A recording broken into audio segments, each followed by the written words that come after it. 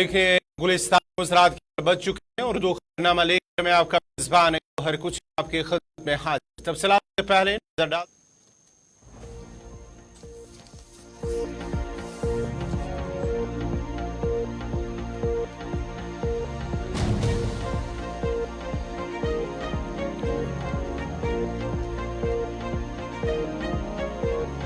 इश्तियाल अंगेज मवाद online share करने वालों के खिलाफ की जाएगी सख्त कार्रवाई। किसी भी शरपसंद अनासिर को किसी के मजहबी जज्बात को ठेस पहुंचाने की नहीं दी जाएगी इजाजत। पुलिस सरबराह आर स्वैन।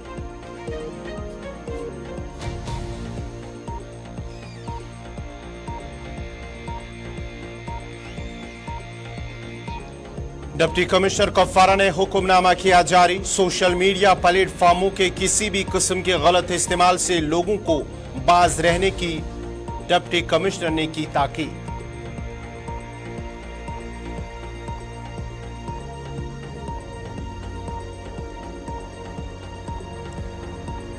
श्रीनगर में ईडी के 6 मकामात पर छापे। मनी लॉन्ड्रिंग के मुख्तलिफ केसेस में जम्मू सूबे में भी हुई कार्रवाई। 250 करोड़ रुपए से जायद के बैंक फ्रॉड के मामले में हुई कार्रवाई।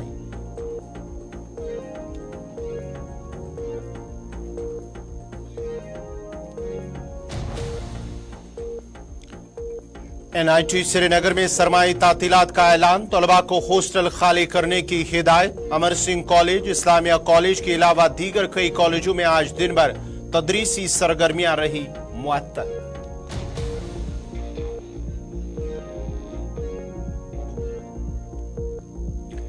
और वादिया कश्मीर में बिजली बहरान हो रहा है संगीन। 500 मेगावाट थर्मल पावर माहदा। अमलावरी के बाद बिजली बिलों में इजाफा मुतवक्का।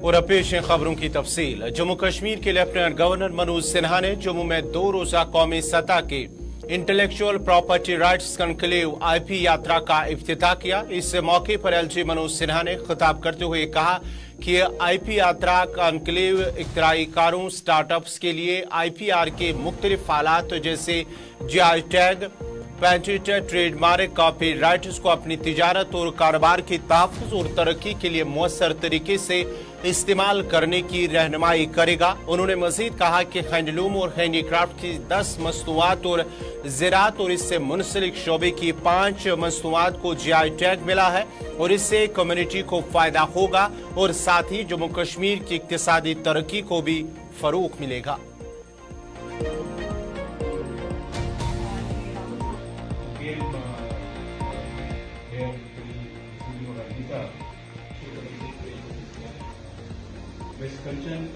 आज लगभग सभी यूनिवर्सिटीज इस दिशा में काम करना शुरू की हैं। इनोवेशन को प्रमोट करके बौद्धिक संपदा को संरक्षित करने तथा जम्मू कश्मीर को स्टार्टअप्स के महत्वपूर्ण केंद्र के रूप में विकसित करने का भी प्रयास प्रारंभ हुआ है।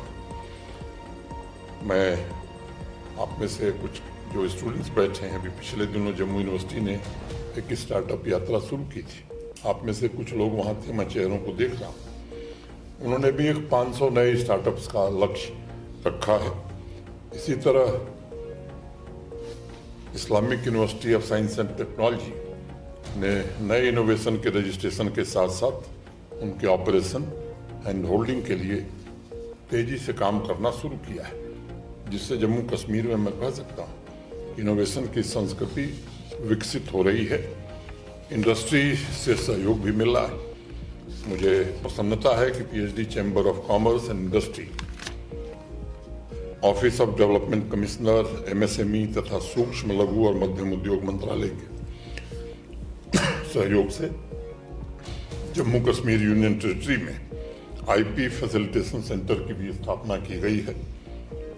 मैं इसके लिए बधाई देता हूं, जिससे स्थानीय एंटरप्रेन्योर्स, एमएसएमईज तथा स्टार्टअप्स की हैंड होल्डिंग की जा सकेगी तथा आईपी राइट्स के रजिस्ट्रेशन में उन्हें पर्याप्त सहायता भी मिल सकेगी। मुझे विश्वास है कि इस तरह के कार्यक्रम सभी स्टेक होल्डर्स को अन्य यूनिक उत्पादों की पहचान और उनके रजिस्ट्रेशन की प्रक्रिया को नई गति जरूर प्रदान करेंगे।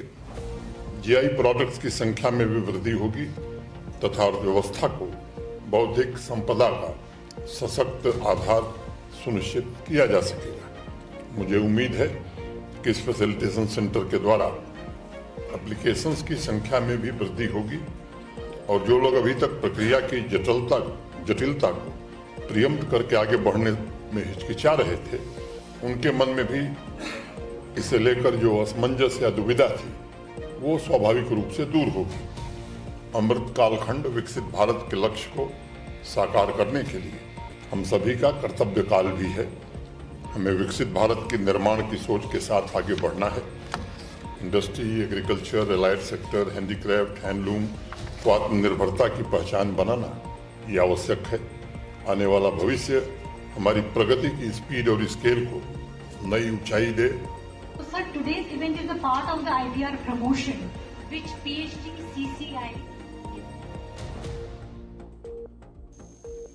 जम्मू कश्मीर पुलिस के सरबराह आल सुहैन ने जम्मू में एक प्रेस कॉन्फ्रेंस के दौरान कहा कि सोशल मीडिया पर फिरकावाराना मवाद, काबिल एतराज पोस्टर्स, मिलिटेंसी और इलेहदगी पसंदी को फरोग देने वाली वीडियोस, मवाद और पैगामात शेयर करने वालों को किसी भी सूरत माफ नहीं किया जाएगा और कानून के मुताबिक सख्त कार्रवाई की जाएगी। डीजीपी ने मजीद कहा है कि जम्मू कश्मीर पुलिस का फर्ज है कि वो इस बात को यकीनी बनाए कि कोई भी अमन को खराब करने और तशद्दुद को खवा देने के लिए पैगंबर इस्लाम सल्लल्लाहु अलैहि वसल्लम या किसी भी मजहबी ग्रुह या बरादरी के तय किसी किस्म की बेहुरमती करने की कोशिश न करे।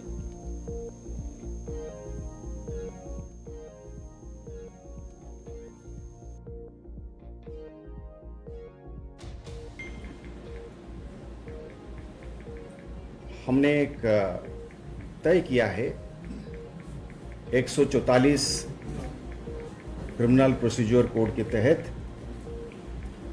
एक सरसरी तौर पे एक कानून लाएंगे जिसमें